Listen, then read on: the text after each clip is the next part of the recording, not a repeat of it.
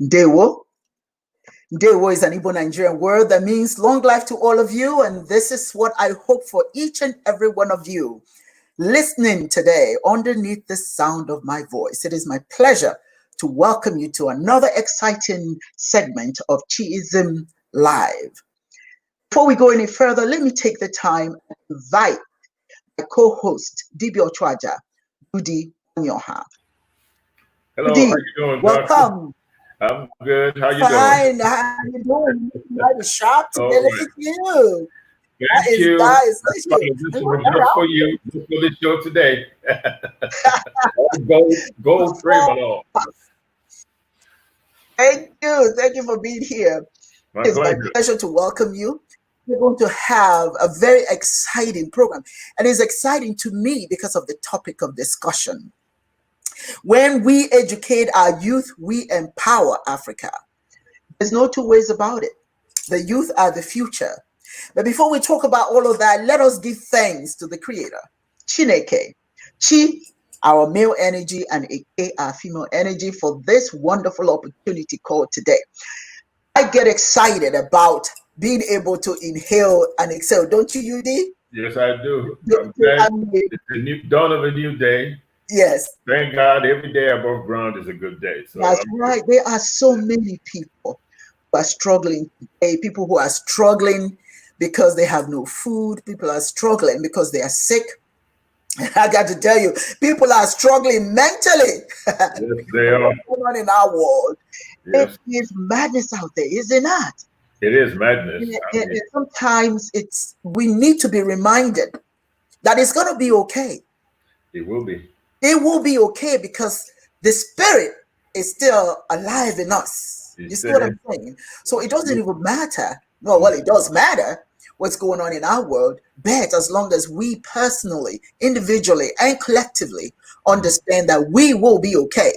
it will be. Because, I tend to write a lot on Facebook, Yes. motivational sort of things. And I do that for the very purpose of reminding people it's going to be all right. Don't let this shake you.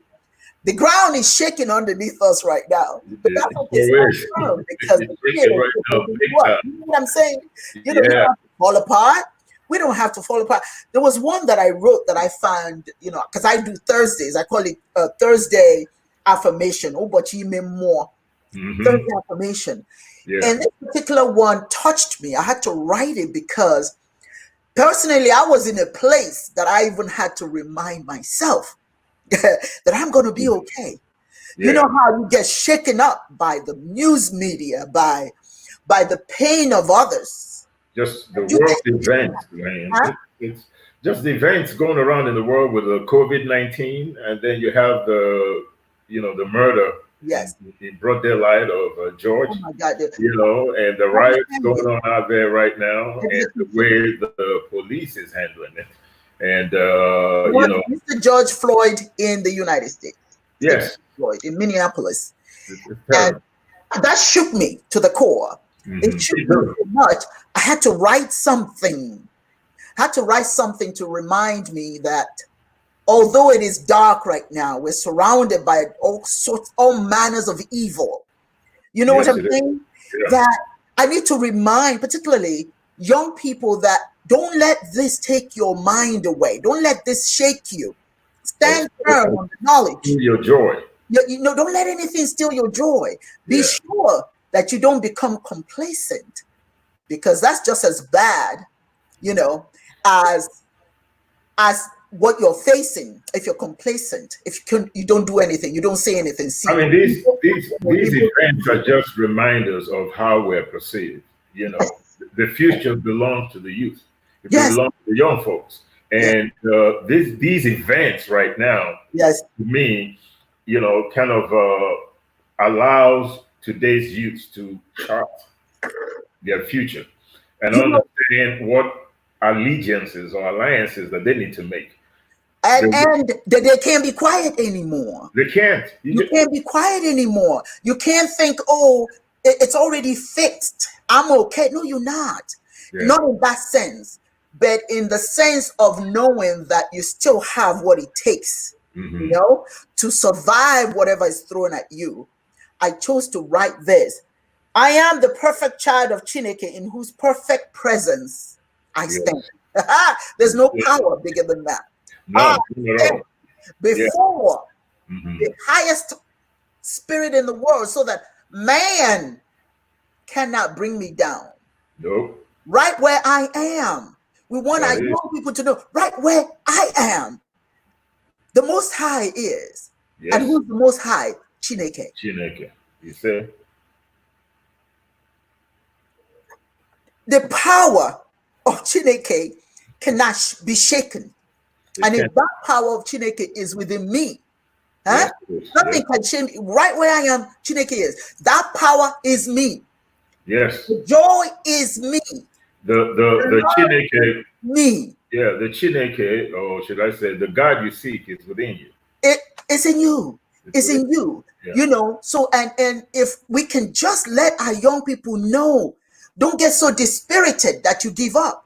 Don't get so dispirited that you want to walk away. Don't get so dispirited you say, I don't care anymore. Now, let me tell you the truth. I have those moments. And quite frankly, the reason why I wrote that was because I was there. I was there. So let us start today by reminding our young people and our elders and everybody who is listening to us today that this too shall pass. Yes, it will. That if you look at history, the history is loaded with historical horrors. Struggles. I mean, yeah, think about this. 400 years of subjugation, in the United States, 400 years of struggle. Finally, in 1968, Lyndon B. Johnson signed the First Amendment for Black folks. And you look at the struggles in Nigeria, for example, the Biafran War. You look at the struggle in South Africa, apartheid, with Nelson Mandela spending almost 30 years in jail. You look at every struggle anywhere in the world. I hate to say this, but it involves some kind of pain. Now, you have to be willing to go through it to come out on the other side. That's right. To change things. So it's painful. It's a struggle. Sometimes, like you said, you feel like giving up, but you don't have to. You can't. Understand that you can't. Your salvation is going to require some kind of pain. And if you're able to go through it and get over it, yes, you'll be all right. That's right. But don't and I want every parent to sit their young person. I get a lot of emails. Yeah. I got a lot of emails. I remember one time I had an email from a young person who said that he wanted to give up. He wanted to commit suicide. And the pain that he was experiencing is the fact that he couldn't feed his sick parents. Yeah. He's in Nigeria. He couldn't feed his sick parents. He couldn't work because of the shutdown. He couldn't do anything. Yeah. And so he wanted out, but he felt he had to say this, give this information to somebody. And he felt he could trust me. But what I told him was, son, look, I feel your pain. I understand.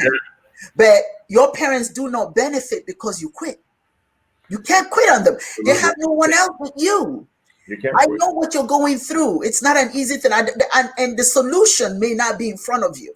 You just want to just go ahead and move away. I asked him, he says he used to work. He used to be a market. He used to sell things in the market, but he couldn't do it anymore. So now he has nothing to do. So I asked him, what else do you do? What else are you able to do? He told me that he's an artist. I said, okay, well, wonderful. I want you to draw something for me. Draw the sunrise. The sunrise is a new beginning. And I want your mind to latch onto what you're painting, that new beginning, because believe it or not, this too shall pass. And if you send me that painting, maybe you started a whole new profession. Maybe you can now capitalize on painting. So send me that painting. Yeah. So he's working on it. He's working on it. All of a sudden, that gloom and doom was just kind of temporarily anyway removed, because now his focus is not on his pain, but the possibility that what the other skill that he has, he can capitalize on that. So anyway, this is our little sermon this morning. My brothers and sisters, it's going to get better. Nobody can put you down unless you allow it. Go ahead. Yeah. Right. From this despair. Yes. Right. Yes. Lie a lot of opportunity for people in the Black community to refocus. Right. You have to refocus your anger. You have to look inward. Right. We are being disrespected all over the world. We've been disrespected for over 400 years and counting. Yes. That's okay. And the reason why it's okay is because out of this struggle lie an opportunity for us to strengthen our communities, for us to love one another, for us to unite and understand that this struggle is uniform, whether you're in Africa, in the motherland, whether you're an African in the United States, African American, whether you're in Europe as a Black person, Russia, China, it doesn't really matter where you come from. There's a guy, he's a reggae musician. His name is Peter Tosh, and he wrote a song, and the song goes like this: no matter where you come from, as long as you're a Black man or woman, you're an African. We have to start looking at one another as one. We're all suffering the same injustice, no matter where we are on the globe. We are perceived the same way. If anybody from another race sees a Black person, they're not asking you if you're from Nigeria, or if you're African American, or if you're from Ghana or Jamaica or wherever. All they see is a Black person, and they will treat you the same way. So for me, as painful as it is to watch on TV, as painful as it is to deal with the emotions that we all are dealing with now, I think that this is an opportunity for us to do better for ourselves. You know, Dibia. Yes. One of the things I like about Chiism is the pragmatism of the spirituality. First of all, it gives power to you. To the individual, yes. It is to the individual. It doesn't give power outside of you, because that power of Chineke, of the Creator, God, or whatever you call God, Olodumare, Tamona, Jinya, Mika, Tonda, Uvuzilele, whatever in your native tongue you call God. That energy is right here. You're the temple. Yes. Now, some people have that energy outside of themselves that they can go and get on the knees and talk to. Now, there's some people who see that. But in Chiism, we see that power within us so that you cannot make excuses. You can't. As a matter of fact, just like you're saying right now, you remember the saying, Onye kwe chi ekwe. That's right. You're only limited based on how you see yourself. There you go. The work that you put in and the obstacles that you create in your own mind, right? That's what limits you. If you decide that you're going to do something or you're going to accomplish something and you put your mind to it, the God you seek is already in you. It will come to pass in a very positive way. You just got to believe it. Yeah, but you see, we have a tendency as we're growing up. Yeah. The differences begin to emerge, and the immersion, what we're being told is, you can only do so much. Yes. Because you're a man. You can only do so much because you're a woman. You can only do so much because you're Black. You can only do so much because you're white. The limitations begin by indoctrination. Now, let me tell you why I say that. Think about a Black child, a white child, an Asian child, an Indian child. When you put them in a room together, with that limitation, each child will figure out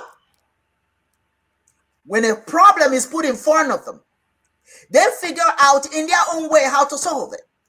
Yeah. And will solve it. Absolutely. It may be that they scratch each other.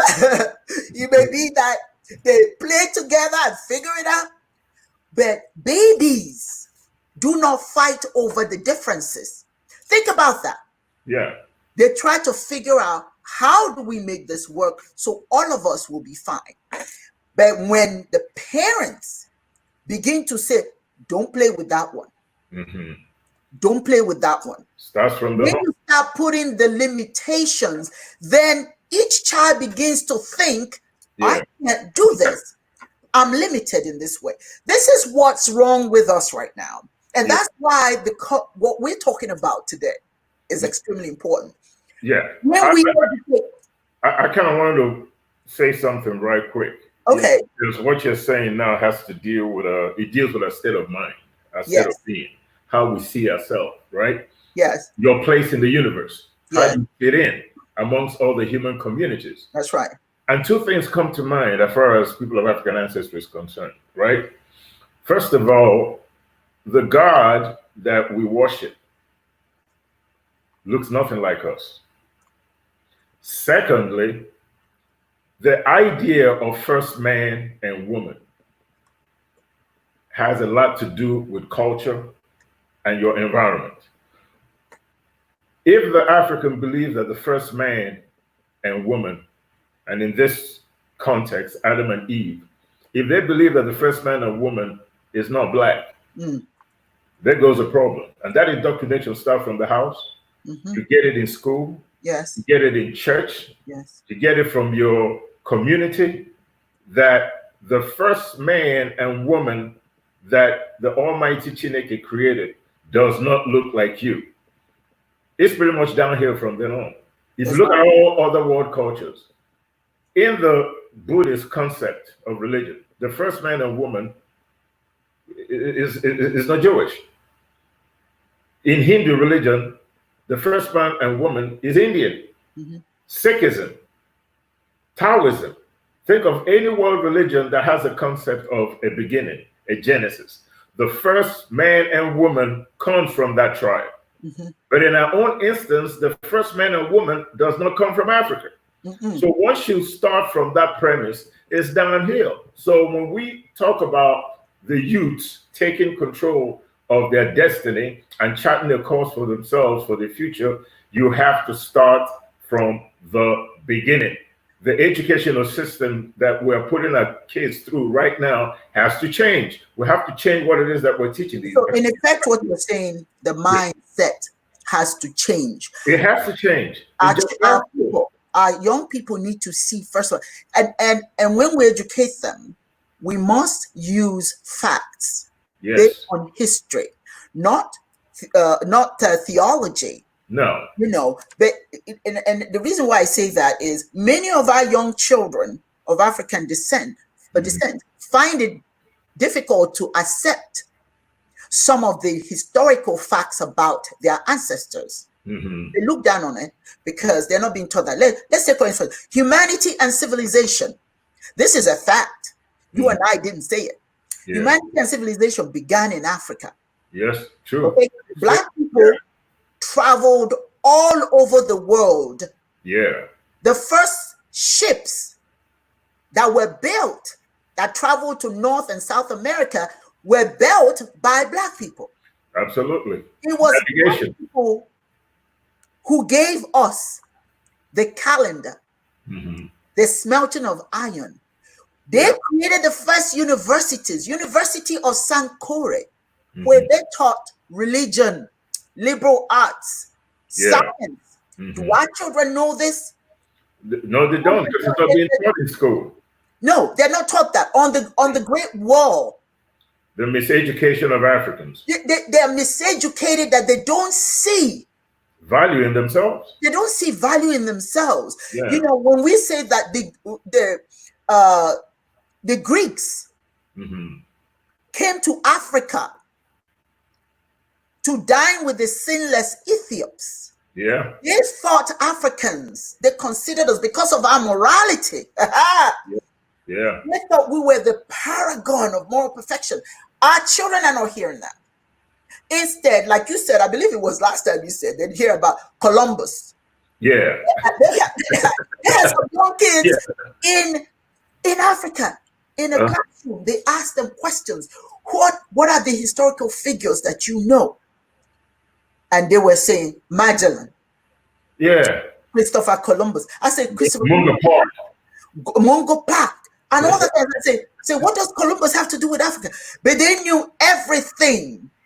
But the humor, they thought it was humorous that a little boy said, the most famous African I know is my father. And my mother. And they laughed. In other words, you're laughing, you don't get it. He's bringing up the names of people who look like him. Yeah. The rest of you are talking about Mungo Park. All of that stuff that has nothing to do with your reality. No, absolutely nothing. So what we're talking about here, Dibia, is the education of our youth. We have to start with the basic education. Basic stuff. And then to empower them, let them know you are good enough. You know what excites me when I read from young people from all, because most of my friends on Facebook, believe it or not, they're kids. They're youth seeking information. They want to know. They want to hear from our mouth, from their own people, telling them that they're good enough. Yeah, I mean, think about this. Yes, go ahead. Prior to colonization and slavery and all that, African kids going through school could tell you all manner of folklores, can tell you everything that you need to know about their system, their way of life, from medicine to hunting to architecture. They could tell you everything you need to know from their own perspective, from their own environment, because that's where they were raised. Right after colonization, all that changed, right? We started learning about the colonizer and whatever the contributions they feel that they made to civilized behavior without stressing ours. Now, this is unique to Black folks, Africans. But if you were going to school in China, nobody was talking about Mungo Park. No. Nobody talking about Columbus. Yeah. If you go to school in India, that's not what they care about. They talk about heroes and sheroes that are relevant, that mean something to them, that are part of who they are. That's right. That's what they learn about. But in Africa, or so-called African, what do you call them, HBCUs and all that kind of stuff, we don't have one university in the world that is dedicated to people of African ancestry. Nowhere. Yeah, you got all kinds of HBCUs, African American universities here. You got all kinds of universities in Africa, but there is no institution of higher learning anywhere in the world that is dedicated to people of African ancestry. And what do I mean by that? I mean a university that, in as much as you teach the sciences, biology, engineering, aeronautics, all that kind of stuff, computer science and everything else, but you have prerequisite classes that you have to take on African history, on the contributions that people of African ancestry have made to civilized behavior before we were interrupted and re-socialized, to now look outside of our own selves and see our heroes outside of us, of who we are. We don't know anything about the great African kings or stressing great African empires stretching all the way from Senegal to Kenya. We don't talk about the great African inventors. It is funny. It's not really funny. It's sad that I knew nothing about great African inventors until I came to the United States. And then you give credit. I'm going to give credit to the African American. You just have to. Because they have African-centered schools that stress that their children should know what we at home are not teaching our children. I mean, I went through primary school, I went through high school, and I had no idea about any invention that people of African ancestry, people from Africa, contributed. That's right. In the field of sciences or philosophers, the only Africans that they ever talked about, apart from the Mansa Musas and the Usman Danfodios and the Sekou Touré's, you know, great African kings that annexed a bunch of villages and created little bitty empires and also vast empires like Songhai and Mali Empire. But the tragic part of it, in as much as these empires were vast, is that it was based on Islam. Yes. Right? And through a policy of blood and iron, we're able to annex other communities and create these empires and then establish Islam, which is an Arab religion. I would have considered Mansa Musa, Usman Dan Fodio, Sekou Touré, and all these people great African kings if they had created empires that stressed African primordial belief system. But you know, Dibia, it's important for people to understand what we're saying here. Yeah. It's a global world. We know that. But at some point, you're going to be left out of the equation if you're not coming up with your own things. But let me tell you what I mean.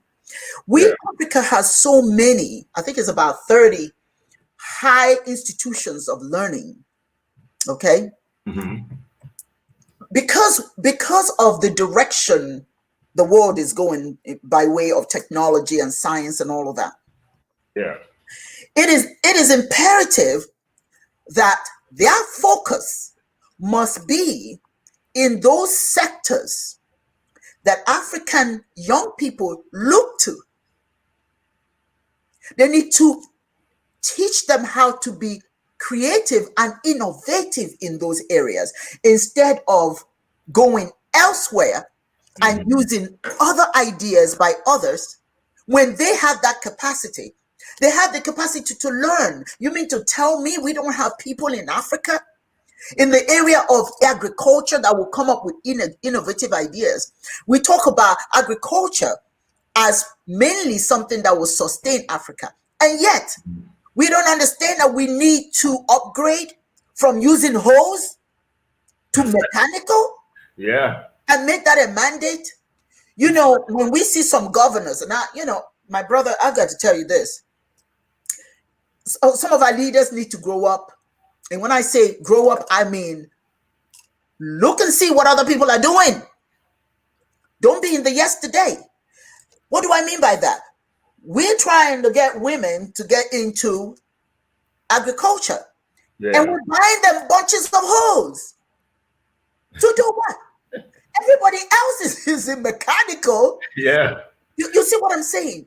We need to be teaching our youth to go into, and do you know why a lot of them don't want to go into agriculture? Because they can't keep up with the mechanical, you know, equipment that the rest of the world uses. So most of them don't want to be bothered with the hose and all the little thing that they use. So what do you think about that? Now, let's just focus on agriculture. Right now, agriculture for Africa is one area that we must mechanize. We must go ahead. I'll let you. Again, you know, the situation, the way I see it, you know, you could talk about the kind of leadership you have in Africa that doesn't emphasize self-sufficiency, looking inward. Yes. Then trying to find solutions to the problems or issues that Africa and African communities face, right? You know, we're trapped in this cycle where we have to go outside ourselves to find solutions. And then, of course, people take advantage of us, right? We have this mindset that everything that is foreign is superior to what we have indigenously. And that is because of the way we socialize, you know, students in school. Yes. Not stressing, for example, how did we farm before the Europeans came? I think I was listening to some lady. I can't really tell you the specifics of what she was saying in terms of the location, but I think it's somewhere in Niger Republic, you know, Niger or Mali, somewhere, where they were trying to figure out how to turn desert land into fertile soil. Yes, yes. Yeah, you probably saw that it was on TED. And they had tried all kinds of, you know, scientific solutions from outside, Europe and all that. Yeah. And never could make it work until they tried something that was indigenous, something that they always did before you know, they were Islamized and all that kind of stuff, and found that that was the solution they needed because they were able to grow the crops and quadrupled their annual harvest just by implementing something that is primordial to them. But right? they brought it to the 21st century using that idea. That's the argument I'm having. Yeah. You know, you know what's essential for Africa. And you got all these young people, teach them how they can even use their primordial, like you said, but bring it to the 21st century. That one idea. Oh, Divya, please, I don't mean to take word from you. If you go to Africa right now, look at all the mechanized machinery that they use for farming. Look at the names on it. Which one was made in Africa? Yeah, Caterpillar, whatever. Oh, yeah. You know, but that's the point here. You know, if we have the kind of leadership in Africa that stresses the idea that solutions have to come from us in all areas of human endeavor, right? Sciences, agriculture, and all that kind of stuff, we'll be singing a totally different tune. That's right. The issue right now is how do you get the kind of leadership that will establish centers of education that stresses that, and then also put in the financial backing necessary to bring all this to fruition. Investment. That's right. You have to have that kind of education. Otherwise, you're just whistling in the wind. There's something I just wanted to point out when I was talking about what we learned in school. We talk about Columbus, we talk about all these different people, Vasco da Gama, and all that stuff. There's a guy his name is he was a king in the 19th century in Cameroon. Yes. King Njoya, I think that's his name, that invented a system of writing, right? Just like you have the Chinese writing, Indian writing, and all that. And had a vast library that documented everything, history, sciences, and all that. During colonization, all the libraries were destroyed, right? Today, people of Cameroon and people of Nigeria, in Nigeria, Igbo land, there's something called Nsibidi writing. I think I shared that with you. Yes, yes. How many of our youth know that we had our own writing system? How many of them would accept it? Yeah. How many of them believe it? They wouldn't even believe it because it was never stressed or taught as they were coming up from kindergarten to first grade into high school and into the universities. That's where you got to start. You have to start from the most impressionable age when kids get into school to start teaching them things and their contribution to civilized behavior so that when they grow up, they are the future. When they grow up, they have a sense of pride, they have a sense of accomplishment, they feel that they were part or they have always been part of the human community in terms of its progress and its evolution. It is difficult to tell young folks about their greatness when they never got it from when they were little. All you stress to them when they were little is that they were less than. Somebody from the outside invented this. Somebody from the outside invented that. Gets to the point where they don't think that they contributed or invented anything. Or worse yet, if they do invent something, it's looked down upon. I think I mentioned at one point where you got these women who make lace. But many of us will not buy that lace unless it was made in London.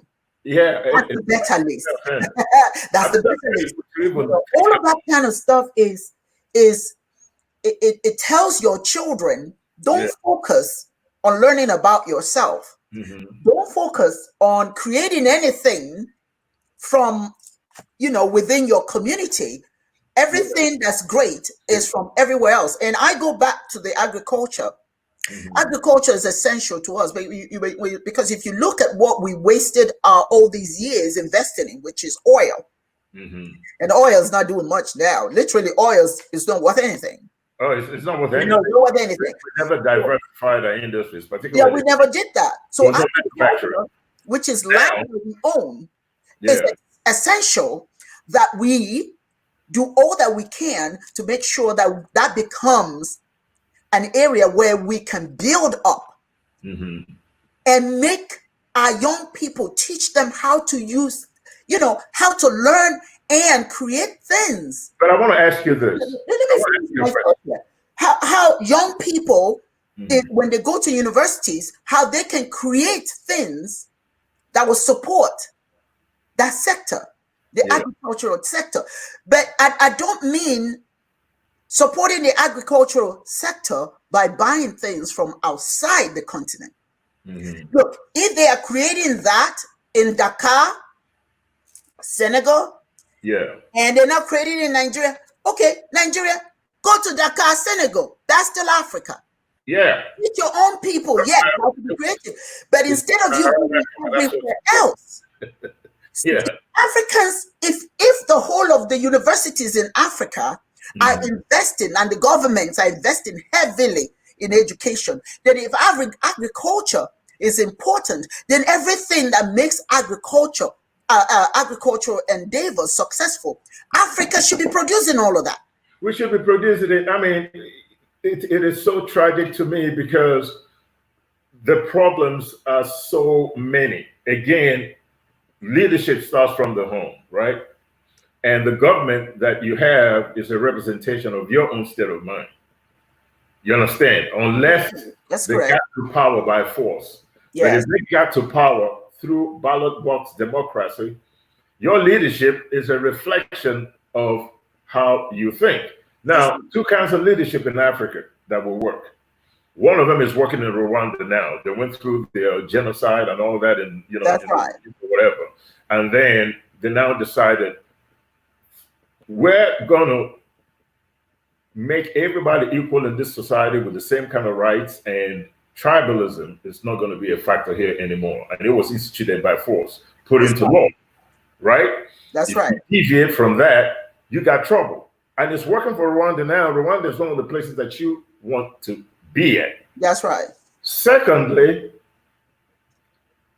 the leadership in Africa, particularly in Nigeria, what we have now is totally different from what we had in the 60s. Because in the 60s, through the 50s and all, when you have people with a Pan-African mindset, like Dr. the Kwame Nkrumahs, and all these people that had the biggest struggle in the world, which was to deal with colonization, British rule, the rule of the Portuguese, the rule of the French. These people came from nothing, had so much savage, how do you say, they have so much, the guts in their bellies, the willingness to give up the ghost to change the condition of their people, the love for their people does not exist in African leadership today. I think we're consumed by money. Yeah, think about this. One of the question I wanted to ask you was, remember when we were coming up in Nigeria? Bata shoes was not made in Britain. No, Bata shoes, yes. It was made right there. Did you learn anything apart from some of the food that comes in from Britain and all that stuff? But let's just talk about clothes, and let's just talk about shoes. Let's talk about stuff like that. You didn't buy anything from abroad. They're all made in Nigeria. Yes. You go to Aba, beer, perfume, right? Cream for women. Anything you wanted was produced in Nigeria because you had that leadership that wanted to be so independent, that had so much love for its people, that they wanted to make sure that we were sufficient and wanted to make sure that we were not lacking in anything, and wanted to make sure that economically, production, producing these goods at home is beneficial to the economy. So you had an industry, clothing. We even in the 70s, remember in the early 70s, we manufactured cars in Nigeria. Yes. We did a whole lot of stuff. Now we got in on some motors, which is pretty much the only one. And they're not necessarily getting the kind of support that they're supposed to be getting from their own. We should all be driving innocent motors. Anything else outside should be produced in Nigeria. Have you been to their site? No, I've beautiful cows. been to the factory in Nnewi. That's where it's at. Yes. Nigeria produces cars. It's the tragedy in it now. Too. Yeah, the car is just as good, great quality cars as any Japanese automobile. Absolutely. But how do you get the African to see value in their own product? Because if we buy Innocent Motors, for example, what do you think that's going to do to the economy? It's going to employ more people. Of course. All over Africa. It's going to employ more people. There's this sense of pride that this was manufactured in Africa. And we ship it out to the world, just like the Japanese ship it to everywhere. That's right. But you have to have a leadership mindset that is Pan-African in its thinking and the way they see the African, understanding that we were interrupted and were never allowed to evolve. But that comes from educating our youth. Give them their pride back, give them their creativity. They have education. You know what? I get excited about this topic because I'm an educator. Yeah. I'm a professor and I teach master's level. Yeah. Okay. A business administration. Yeah. Online. Mm-hmm. And one of the things that bothers me, and I get into trouble a lot because of it. Don't we all? When the students, yeah, when you have to cite your sources. Uh-huh. When they cite sources for any particular topic, I want to see that you cited something from the mind of a Black person, of an African. Mm-hmm. Because for every topic, we've written something. So in your research, take the time and research what your own people think about the subject matter. And I had a young person that reported me, that I was insisting that they should use an African source. I said, yes, because this is my classroom, and that's what I want you to do. You're an African person, and your people have a mind too, and they've written books. Absolutely. You need to investigate and see what they think about the same topic. Well, I'm not being racist. I'm just keeping it real. You cannot regurgitate in your paper everything someone else said, but you can't tell me what your own folks said. That is not an education. I'm not educated.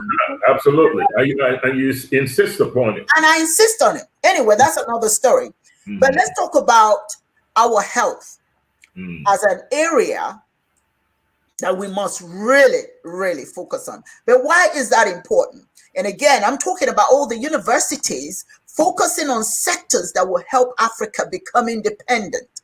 Yes. The fact that if you go, think about this. This is very important. If you go to, to a chemist, right? The medications that they give, a lot of it, if it comes from Africa, they're placebo. Yeah. But the strong ones, the good ones, have to be approved. Yeah. By the FDA. Outside of Africa. Yeah. The ones that we produce, let me use the language. Or they don't the one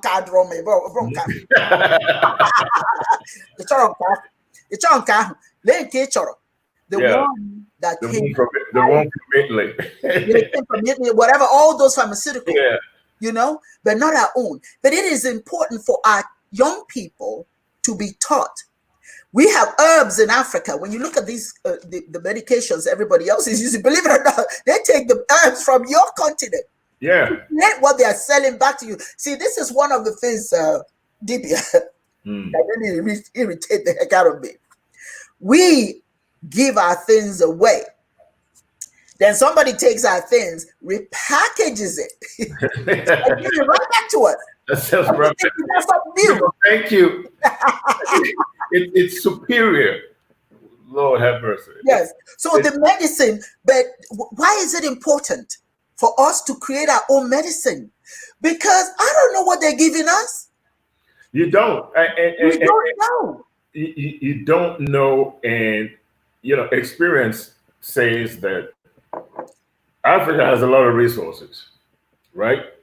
And it is beneficial for them to stifle your creativity and your productivity so that they could have a back door to your resources. I can't blame them for doing it. they probably feel like they're doing what they feel they need to do for their own survival. Of course. Cool.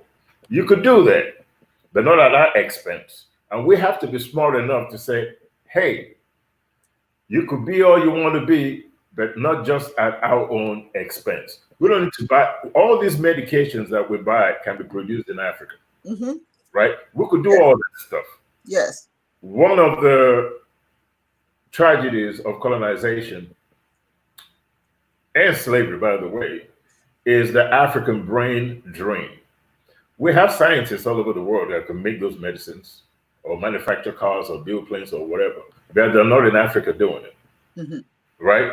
We have architects, we have all kinds of people in different areas of the human system, but those experts are not in Africa. They are abroad. We educate our children abroad. For me, one of the biggest strategies that tragedies that I feel as a man, as an African man, is the fact that because of the leadership in Africa,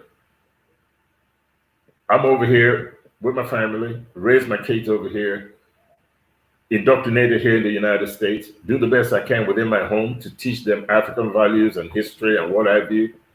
But a lot of these children are never going to go back to Africa to live and help develop Africa. A lot of them have never experienced what it feels like to not have anything, let alone have the drive. Now, with the killing of Mr. Floyd and all that stuff, and the young man that was shot here in Atlanta, and the Rodney King beating, and a whole bunch of other things that happened to a lot of young men and women, you know, because of racism in America, they have a feeling that something ain't right. They understand that, but lacking the environmental experience of being raised in Africa and all that kind of stuff, it's a tragedy, right? We don't have the kind of leadership that is going to say, bring that expertise back in Africa. We're going to financially support it.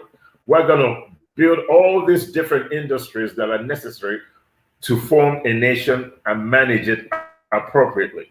We don't have that kind of leadership. Now, I don't know how we're, how we're going to be able to get the kind of leadership that we need to make these things happen. Well, I think you answered your own question.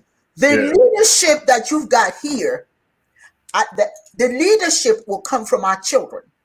Yes. If we train our children to understand. See, I always say to people, and I always have to repeat it, if this ground shakes, where are you going to go? Africa still belongs to you. Whether you live in America or England or wherever you live, ultimately, Africa belongs to you. So we need to start training our children who were raised here to start looking to home. And those who live in Africa, our universities need to start preparing them for leadership. We have to heavily invest in our youth. All governments, and I find in American governments, anywhere you go, they invest 10 years. They don't look at today and tomorrow. 10-year plan, your 19-year-old of today, in 10 years will be 29 years old enough to lead. Have you prepared him or her, etc., etc.? You know, so I want to talk about this health thing, because now that we've got this issue with COVID, we got malaria and all of that. Why do we have people from elsewhere coming to teach us or give us medicine to cure malaria?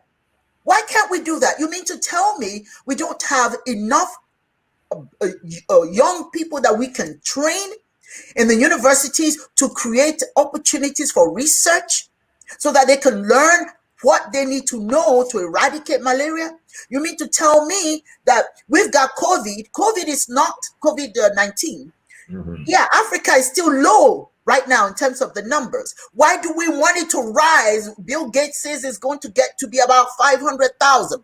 Why? Why does it need to get to 500,000? Why do we need to have that many people infected? Now, I'm not sure why he said that. I'm not saying that that may not be possible. I'm not saying that he has a way of knowing it, but it was said. And I'm wondering, okay, having said that, right now we don't have up to 20,000 Africans who have died of COVID. Why are we waiting till it gets to 500,000? And why are we waiting for it to get that bad for us to get what we need? I have to applaud some of the countries that are doing something like Madagascar. Everybody's talking about Madagascar.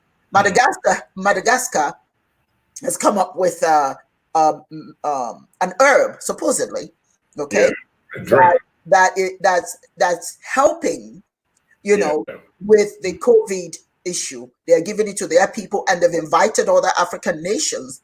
Initially, they were told that it was not an approved, it wasn't approved. And then the question was, by whom? Who needs to approve it? Yeah, why do we have to wait for the World Health Organization to approve anything? Yeah, why do we need that? They're not working for Africa's interests. Yeah. They're just not working for our interests. Yeah, but the argument is not that the WHO is right or wrong. The argument is you don't have to buy that. You've got the capacity to do it. And that's you don't need them to approve of anything. Do you think China is sitting around waiting on anybody to approve anything they're doing? No. For citizens? No. They're not sitting around waiting on anybody. And as a matter of fact, the WHO is not sitting around wondering what's going on in Italy. They're always focused on so-called third world nations. Where they're getting because if we're not alert, they can bring anything in there. Exactly. And I always some people may have difficulty tying what I'm about to say to what you're talking about. But I remember in Haiti when they had the earthquake, right? Mm-hmm. And there's a musician, I can't remember his name, Jean-Paul or something like that, that formed an NGO so that he could help the people of Haiti, asking for donations and all that, so that he could actually do something for victims of this earthquake. And he was attacked by the Red Cross, attacked by the West, discredited, told that, telling people that he's only doing it for the money so that he could profit from it. Trust us. We are the Red Cross. We're the ones that care. Blah, blah, blah, blah, blah. Well, have you been to Haiti lately? How many buildings have been put up? They still live in camps. They raised about $2 to $3 billion when the earthquake happened. How much of that money got to Haiti? The place is still ravaged. The idea that anybody who decides to do something for Africans or for our people and asking for public support to do it, all of a sudden is marginalized and treated like a criminal. Now, if he has said, I'm going to use my own money, just like Akon is doing in Africa right now, use his own money to, put in electricity, renewable energy, and building, wells for water and all that kind of stuff, you'll be hailing it. But it's so difficult for Africans to try to get other Africans to rally around the cause that requires financial input. But we put money in churches on Sundays, not caring that the preacher is going to be buying a new airplane or a Rolls Royce, a Cadillac, or whatever that he can afford to get with the money that you give him. We could give money to the Red Cross. We could give money to any organization that is outside of Africa. But we cannot give money. You have difficulty having your own people trust you. Exactly. Now, and then what is so savage about it is that, they've been convinced Africa 419. It's almost like anything we do in Africa. I mean, like, we don't care about our own people? Come on. Come from Nigeria. You understand what I'm saying? I could see some of the great criminals, Al Capone, John Gotti. Criminals here, you know what I'm saying? None of them came from Africa. The mafia was ravaging the United States for decades. The Russian mafia is not Nigerian. There are criminals everywhere. You just can't look at yours and say, oh, you're more criminal than the other guy. What about the Yakuza in Japan? How about that? Yeah. The Chinese, what they call it, the black card or whatever they call these guys, there are crooks and criminals everywhere. There are crooks and criminals right here in the United States, but you're willing to give money to American, and what do you call them? Organizations that claim that they're going abroad to do some good if there's a natural disaster or maybe some medical emergency, blah, blah, blah, blah, blah. But you don't have enough confidence in your own people because you believe through the way you've been socialized and through the media that everything that you do is criminal. But you're no more criminal than the United States or Britain or Russia or India or any other country that you want to talk about. It's human nature sometimes to slide from righteousness. It's all part of human nature. All of us have the capacity. His Holiness Ahai Keokonyo had indicated when he addressed the United Nations. Yeah, he says that we have to redefine civilization, not as the civilization should not be based on your technological know-how and economic opulence. But by your ability to live with your fellow human being without discord, in harmony, that is what civilized behavior is. And I say that to say every society can do some horrible things like war.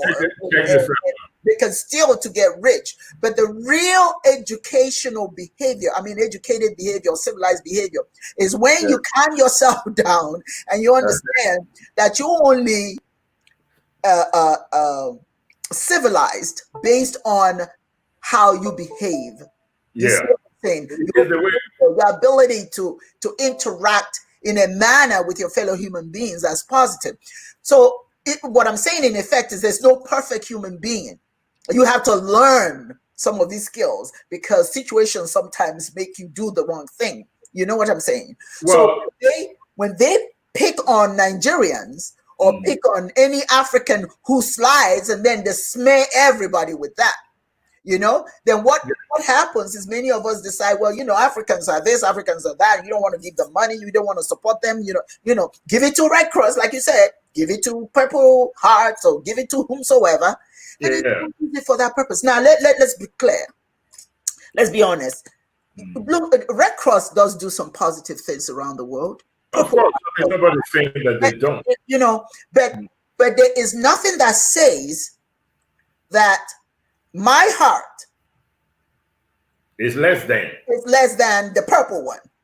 You know what it reminds me of? I'm saying there's nothing that says that I cannot do the same thing that someone else can do because it is my continent. These are my people.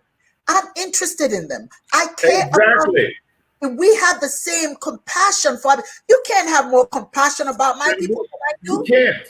You were just talking about I once said, you're familiar with this. It says, even a thief prays before he burgles. And if he burgles successfully, guess who gets the thanks?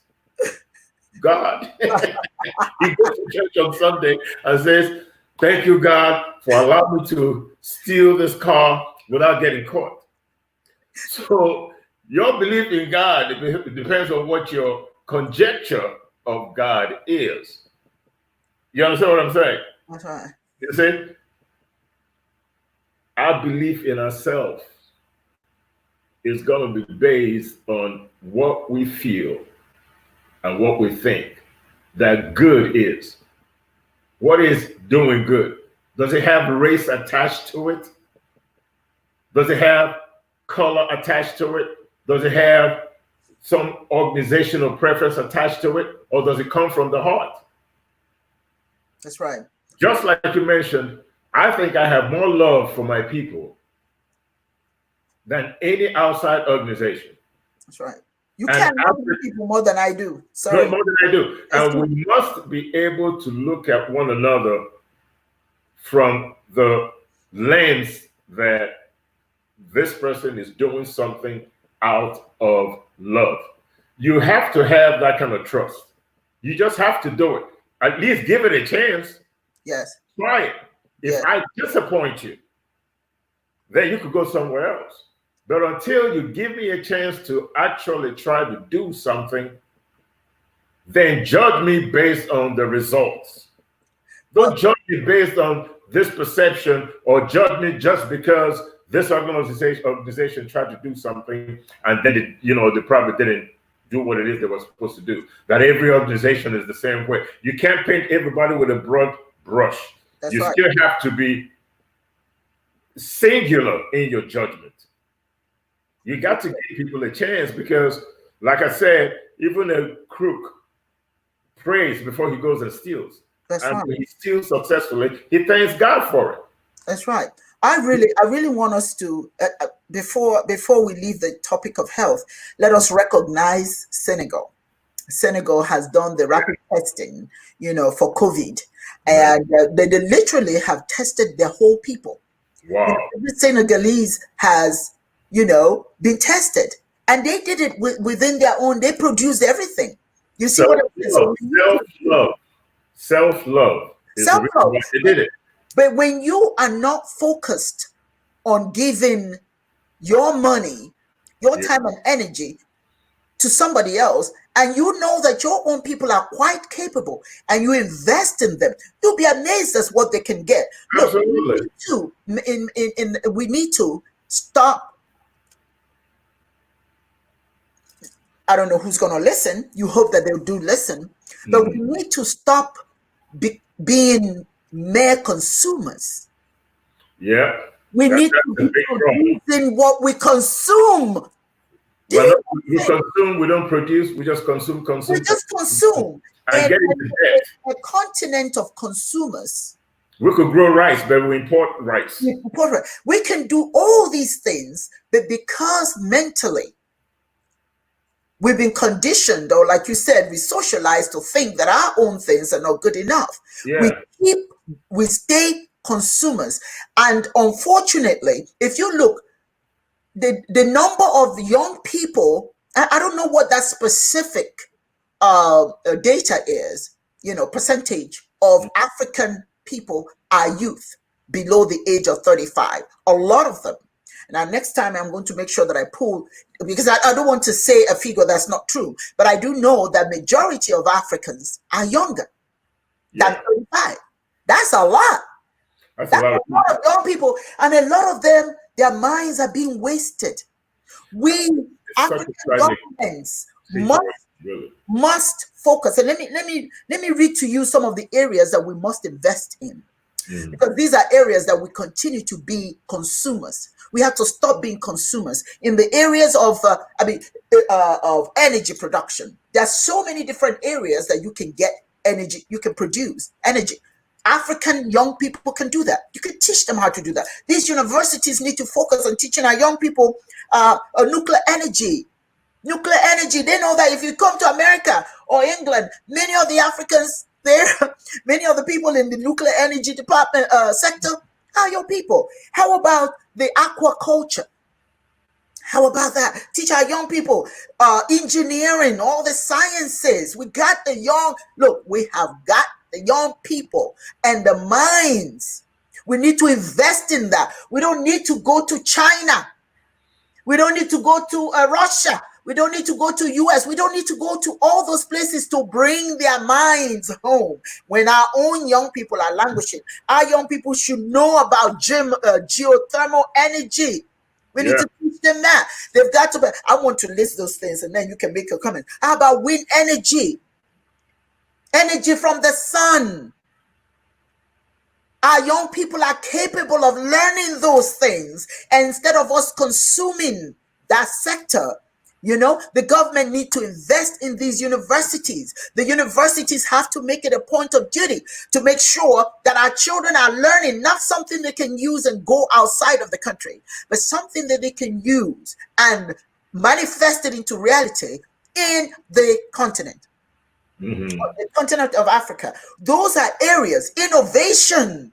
What is wrong with us teaching our children to be innovative? Somebody made I'm trying to remember where I heard the fact that Uber. Uber is in Nigeria. Hello, excuse me.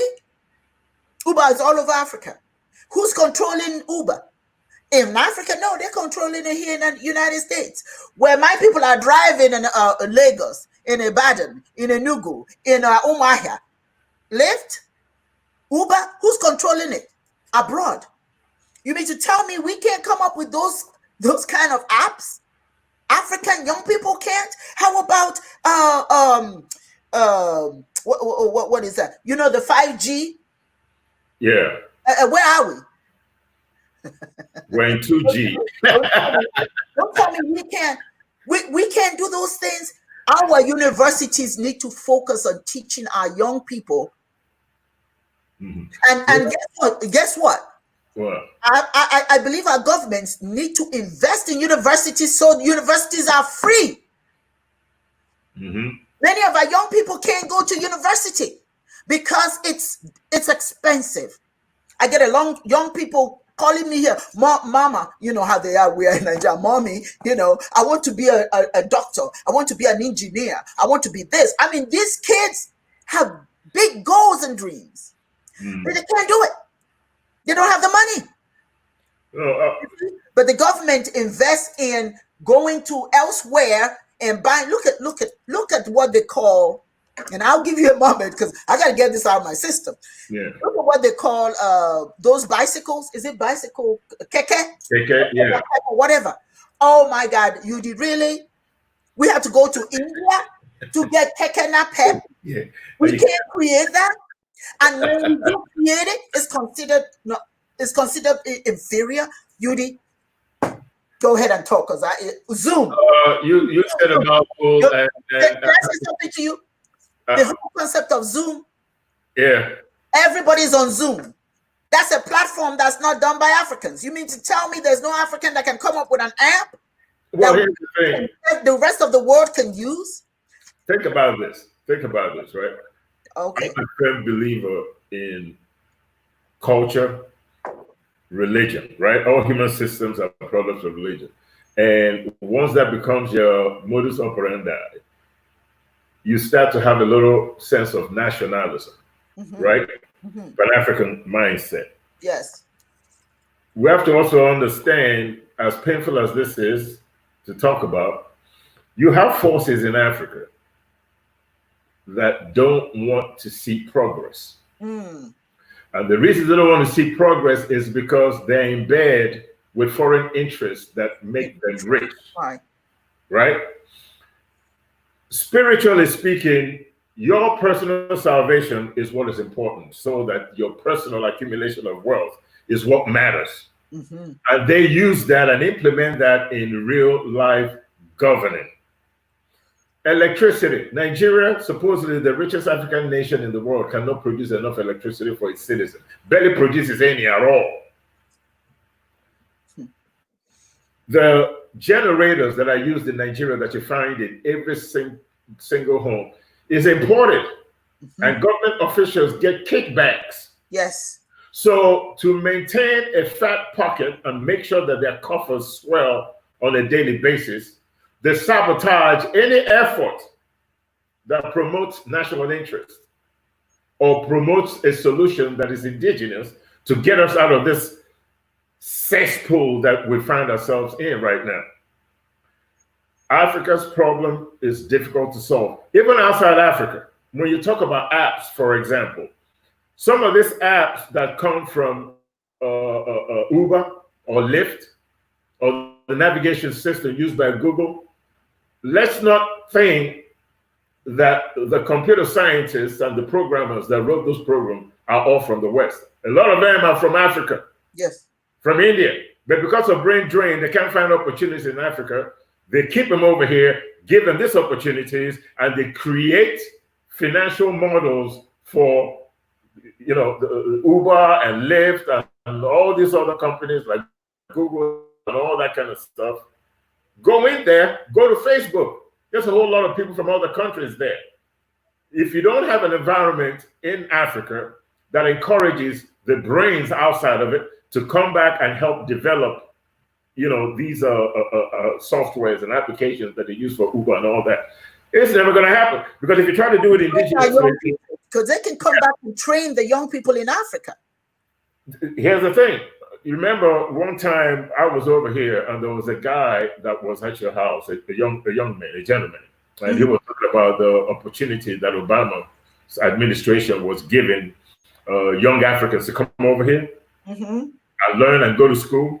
Yes. You know, those young Africans that are very smart, that are looking for opportunities. They had an organization that brings them over here, gives them an education, right? And everybody was going, oh, it's a great program, blah, blah, blah, blah, blah. I personally, you were here when I told him, I said, listen, you guys might think that this is a big deal and it's something that is good for us. No, it's not. Because all you're doing is getting those young, smart kids in Africa, bring them over here, train them. That's right, I remember that. And now they're here. They're not going back to Africa. They're just not going back to Africa because you have lots of money. Because of money. You have people in government that benefit from this kind of brain drain, right? You can't make any move without greasing somebody's pocket in Africa, almost. Unless you have a sense of nationalism like they do now in Senegal, to a certain extent in Ghana, and also in Rwanda, where there are conscious people that actually have love for the country, for their people, that actually want to see them compete in the 21st century. Then you create an environment that allows people to come back home, make sure that when they come back in Africa, they have a place to live, they have opportunities to help build the respective countries and all that. You don't have that in a whole lot of African countries. So the problem we have in developing, farming system, of medical, for medicine and all that kind of stuff, it's very difficult because you have a system in place right now that will not, for personal financial reasons, allow these young minds to come back to Africa and help develop her. We can't even get electricity, like I said before, because people that import generators grease the pockets of the senators and the governors and all that. I think it was in Nnewi is it's not Anambra State. I can't remember which state it is now. Jeez, I feel like a total idiot. But anyway, the governor refused to buy cars from Innocent Motors and preferred to import cars from India because Innocent was not willing to give him any kind of kickback to allow, for him to buy Innocent cars. If he wasn't going to get some stipend off of that, then he will import cars from India. So these are people that you have in power in Nigeria that will do everything to grease their pocket and not create an opportunity for the young people to, prosper or see a better future for themselves. And I just think that for now, it's probably going to take organizations like Global Faith Ministry of Chiism, AWEC, and a bunch of other NGOs out there that actually want to do something, starting from the grassroots. If we're able to get our own people to contribute money to some of these projects that we want to accomplish in Africa, it will go a long way in mitigating the situation that we have right now, where we don't have an environment, at least supported by the government, that allows these young people or professionals outside of our borders who are Nigerians or Africans to come back to the continent and help to build her. Bottom line is survival of not survival of fittest, but personal survival is very important. Having opportunities for our children is very important. That's what a lot of people think about. And they will take any opportunity to get outside Nigeria to be able to better their lot. It will also help the idea that in Nigeria, you have people that will do whatever it takes to cross over to the north, seeking opportunities. It's such a shame that the African continent is losing a lot of people who are usually young that are willing to walk through the Sahara Desert without water just to get to Libya or Algeria and then sold into slavery. People that are willing to get there and then try to cross the Mediterranean Sea to Europe and drown. You got Africans being insulted and treated like animals in China. Why do we have this global disrespect for our own people? My take is we are disrespecting ourselves at home. We act like we're not capable of original thinking. We act like we're less than, we have nothing to contribute to the world. And we create an environment where those people that will really like to see things happen can't stay and die in Nigeria, and they're willing to leave, sacrifice their life, do whatever it takes to get the heck out of that continent and seek greener pastures. Of course, when they get there, then they find out that the pasture ain't that green. That's right. You know what? We DB, I tell you, we have gone 15 minutes over our time. That's how excited this topic is. And I just want to thank you so much. Bearing our sorrows. yes. I mean, but it's something that I'm hoping that the young people who would watch this video would sit down with a cup of coffee or whatever it is they drink and just listen to it, because it's very, very important. And in closing, I think it's going to be important that we, at some other time, continue this conversation, because there's so much to be talked about. One of the things that Chiism is putting together is conferences on our youth and the education of our youth. And it's a quarterly conference. We're going to be posting it on our Facebook page. Yes. And whoever subscribes, we would like to ask people to subscribe to our channel, Chiism. You go ahead and do that. Look down and subscribe to our channel, because we're going to be inviting, particularly these young people are going to be invited. We have a whole lot of young people who have graduated in sciences and research and what have you, and they don't have jobs. Many of them are driving keke, napep. Yeah, many of them are driving, and I just want to stress the fact that we have to have these conversations, right? It is just not enough to have conversations about slavery and colonization and what was done to us and all. It's good to know that, because it's part of the genesis of the situation that we find ourselves in. Yeah. So it's good to acknowledge that. But beyond that, we need to talk about things that we really need to be cognizant of. And most importantly is that lack of culture. Yes, lack of culture, lack of educational opportunities. And when we have our conferences with these young people, we're going to be stressing that. We're going to present them with the opportunity, given what their academic achievements are. How can they use that? How do we see value in ourselves? How do we see value? Because if we see value in ourselves, then we'll be able to do what is necessary to get us over the hump. Right now, we are stagnated. And in closing, I just want to remind everyone that we're going to be having these weekly sessions, and subscribe to us to our channel. And also we are on Chiism. You can go to our website, Chiism. And it's important to know Chi is CHI-ISM.org. So if you just say Chiism.org, you're not going to be able to see us. You have to type that in like that. And also we're on Facebook. We want you to join us on Facebook to continue this conversation, because this video is going to be shared on Facebook. To end, I want to thank UD, DB Ochuaja, for joining us today. And I just want to remind all of you who heard us today, the future is very bright, but it's in the hands of our young people. We cannot ignore the young people if we want to build up Africa. And I want to tell those young people who are listening, hopefully will be listening, that you are the future, and we are proud of you. Yes, you may be struggling, that we know that if we invest in you, that you are going to bring Africa from the valley to the top.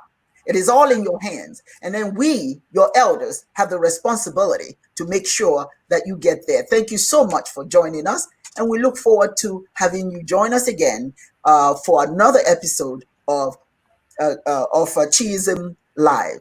Thank you. Thank you. Okay. All right.